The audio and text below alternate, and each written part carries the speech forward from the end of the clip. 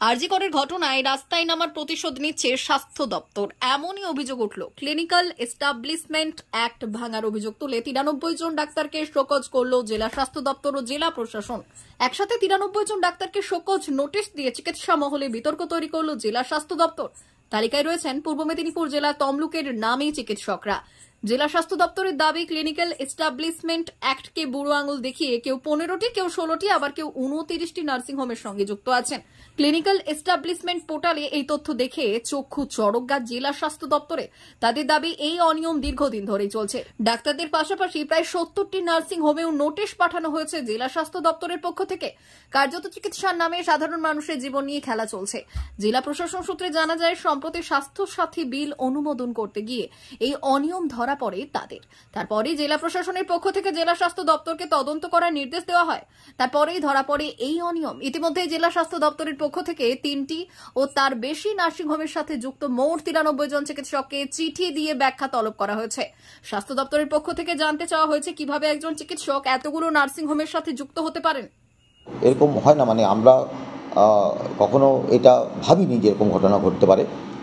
আর আমাদের যারা ইন্সপেক্টররা যাচ্ছেন, তারা যখন যাচ্ছেন তখন তারা দেখছেন যে একটা নার্সিংহোমে, ধরুন আমার এই 300 বেডের নার্সিংহোম, তাতে এতগুলো আরএমও থাকার কথা, এতগুলো ডাক্তারবাবু থাকার কথা, সেটা আছে কি না তারা দেখছেন, থেকে চলে আসছে।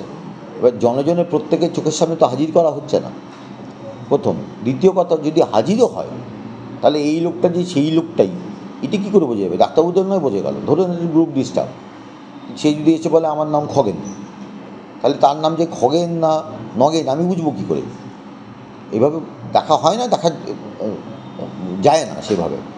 কিন্তু এখন যখন এই অভিযোগটা এসেছে, তখন আমরা খতিয়ে দেখতে গেলাম। খতিয়ে দেখতে গিয়ে এইটা এসেছে, আমরা তাদেরকে জানিয়েছি আপনারা আমাদেরকে জানান যে ব্যাপারটা কী।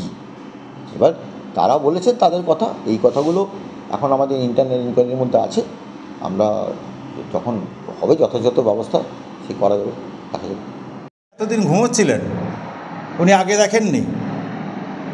এই সব ডাক্তারবাবুরা যেই আরজিকর কাণ্ডে নিয়ে জাস্টিস নিয়ে ওনারা পথে নেমেছেন, সেই কারণে উনি এই নোটিশগুলো দিয়েছেন।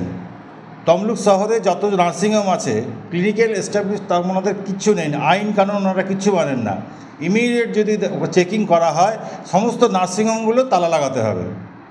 উনি ডাক্তারবাবুরা বেরিয়েছিলেন, প্রতিবাদ করেছিলেন, রাস্তায় নেমেছিলেন বলে তাদের উপর গ্রিভেন্স নিচ্ছেন।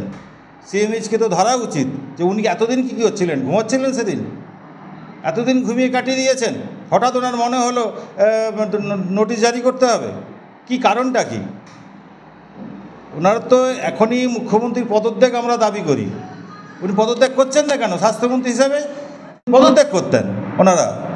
আজকে মমতা ব্যানার্জি মনে একটা বেহায়া মহিলা, উনি এখনও পদ ছাড়েননি, বসে আছেন। আর সিএমএইচকে তো ধরা উচিত, আপনি কেন করেছেন, এতদিন কেন করেননি? ঘুমাচ্ছিলেন কেন? যেই ডাক্তারবাবুরা পথে নেমেছেন, ওনারা নোটিশ জারি করে দিয়েছেন। এটাই আমাদের বক্তব্য। আমার নাম সুকান্ত চৌধুরী, ভারতীয় জনতা পার্টি তমলুক নগর মণ্ডলের সভাপতি। দুটো কথাকে যদি একসঙ্গে বলতে চাই, সেটা হচ্ছে আইনের কথা যদি বলেন, এই অর্ডার সুপ্রিম কোর্টের দীর্ঘদিন ধরে আছে। ক্লিনিক্যাল এস্টাবলিশমেন্ট অ্যাক্ট 2002-এ খুব স্পেসিফিকভাবে ডাক্তারদের কি কি কাজ আছে সেটাকে উল্লেখ করে দিয়েছেন। এখন ডাক্তাররা যদি তাদের ইচ্ছে মতো কাজ করেন, অনারেবল ডিএম যা যা সিদ্ধান্ত নিয়েছেন সেটা তার সঙ্গতভাবে তার রাইট আছেন, তিনি নিয়েছেন। দুই হচ্ছে, আবার এই আরজিকরকে নিয়েও যদি আপনি বলেন যে আরজিকরের জন্যে ডিএম এই পদক্ষেপ গ্রহণ করেছে, সেক্ষেত্রেও আপনাকে বলতে পারি যে supreme court, honourable supreme court স্পেসিফিকভাবে ডাইরেকশন দিয়েছেন প্রত্যেকটি জুনিয়র ডাক্তারকে তাদের নির্দিষ্ট জায়গাতে কাজে অংশগ্রহণ করার জন্যে। সে জায়গায় কোনো রকমভাবে কর্মবিরতির সুযোগ নেই। অনারেবল সুপ্রিম কোর্টের গাইডলাইনকে যদি তারা না মানেন, অনারেবল ডিএম যা যা অর্ডার নেওয়ার, যা যা সিদ্ধান্ত নেওয়ার তিনি নিয়েছেন, এই বিষয়ে বিজেপি কি বলছেন না বলছেন, বিজেপি ঘোলা চলে মাছ ধরার চেষ্টা করছেন, এর বাইরে কিছু না।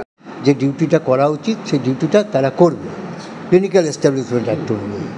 এখন হঠাৎ করে এই যে ব্যাপারটা, এই যে একসঙ্গে 93 জনকে নোটিশ দিচ্ছে এই আন্দোলনের সময়, যে এই যে ব্রুটাল রেপ অ্যান্ড মার্ডার যেটা আপনারা বললেন আরজিকর কাণ্ডে, সমস্ত ডাক্তার কেন, চিকিৎসক কেন, সমাজের সর্বশ্রেণীর মানুষ আজকে এই আন্দোলনে সামিল হয়েছে।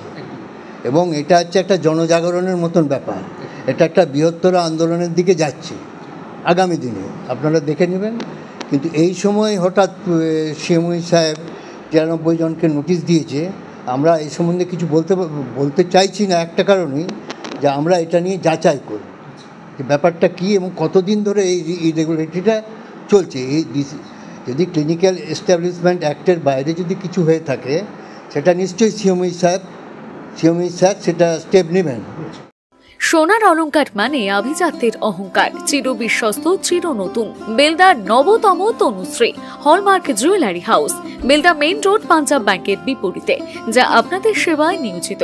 আপনি এখানে পাবেন 100% সোনা, রূপো ও ডায়মন্ড জুয়েলারির আধুনিক নিত্য নতুন ডিজাইনের সমস্ত গহনা। সব পছন্দের সেরা কালেকশনের গহনা পাওয়া যায়। Tanushree hallmark jewellery house, Belda main road, Punjab ব্যাংকের বিপরীতে। যোগাযোগ 9999399860 অথবা 9999349860। বিশেষ দ্রষ্টব্য, আমাদের এখানে গহনার মজুরিতে 10% ছাড় দেওয়া হয় এবং পুরনো হলমার্ক সোনার পরিবর্তে নতুন গহনা কেনার সময় কোনো খাত বাদ দেওয়া হয় না। Tanushree hallmark jewellery house, Belda main road, Punjab ব্যাংকের বিপরীতে।